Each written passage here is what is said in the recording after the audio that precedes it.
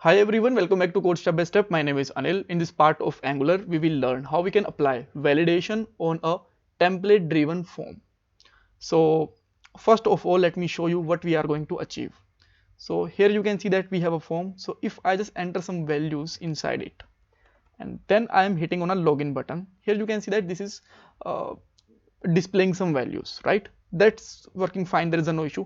So let's say this form is empty now, or we just want some specific value. Maybe we want only numerical values, we just want emails format here. So how we can apply these kind of validation, we will learn in that video, right? So let's start with the points. First of all, as you can see that we are using the template driven form which is created in the last video. If you want to learn how we can create it, then link is given in the description box. You can watch our previous video. Second one is first of all, we will apply required validation. After that we will show the error message, and then we will learn other validation, how we can apply email validation, minimum character, maximum length, number, string, how we can apply these kind of validation we will learn. And at the last we will discuss some important interview questions also. Great. So first point is already covered in the last video and we have a small form. So now let's start with the second one, how we can apply a required validation. Great. So for that we just need to add here two things. One is we can just simply put here required property. Second thing is we have to just add here a id to this form, or you can say that this is a template reference variable, right? And let's define name to it, which is, let's say, name, and just simply use here ng model. After using it, whenever I am just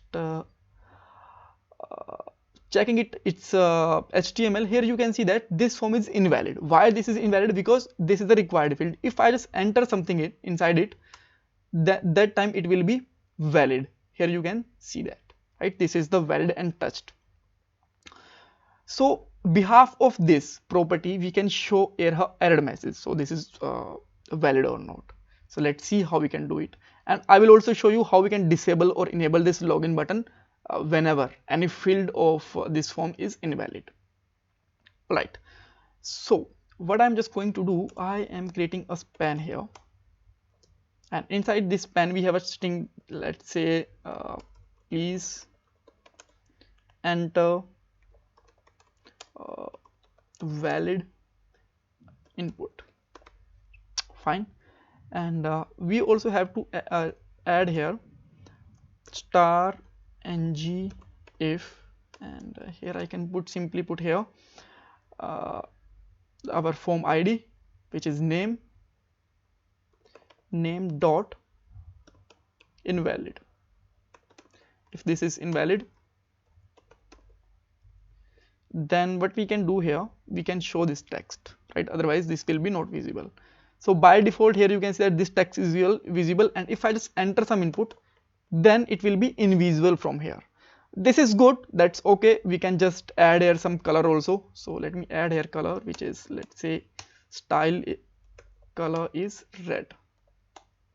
Now it will more look like actual validation, but the issue is it should not be come whenever we are loading our form, whenever loading our page. It should be enter only, we just focused on that field, and whenever we just come back to it, right? So for that we have a property here. You can see that if I am again reloading it, you can see that by default this is untouched, right? And here you can see that whenever I'm just focusing over it and come back to outside it, now it will be touched. So we can apply one more condition here. It should be shown only when name is invalid and name is touched. Now it will really look like you can say that actual validation. So whenever I'm just coming back outside to it, this will show the error, and if I just enter something inside it, then it will work fine, and it will not going to show the error message on a page load. Great. So with that way we can just apply a simple validation, but there can be other validations also. So let me just get this field from here, and let me apply over the second input field. So let me define a one more ID here. Let's say password to second one, and now password should be invalid and password should be touched, and we have to put it required, and this password ID should be a value like ng model, right? And now you will find that the both is working full with the validation. Great. But now on a password, I want that there should be minimum 2 character. If I'm just entering here 1 character, it should not be valid. So how we can do it? So simply go to that field and just put here min length. It should be 2. And now you will find that if I am entering 1 character, still this is invalid. Great. But whenever our fields are invalid, our login button should be disabled. So how we can do that? For that, whenever any field will be disable or invalid, our form is also invalid. That time just put a disable property like this, and we can just simply use here login form dot invalid. If this is invalid, then it should be disabled. Now by default this is disabled. I'm putting here name and password, let's say 123, and now everything is working fine. So next thing is that you want that this name should only be string, like it should be only A to Z character, what we can say that alphabetic only, there should be no number. So how we can apply it? For that, let's apply a pattern, and with that pattern what we can do here, A to Z and capital A to Z also, like this, and at the last plus $, because this is the standard way to apply a pattern. So now if I am putting here Anil, then this is working fine. If I am putting here password, this is also working fine. So let's say if I just put here 123, that time it will be invalid, right?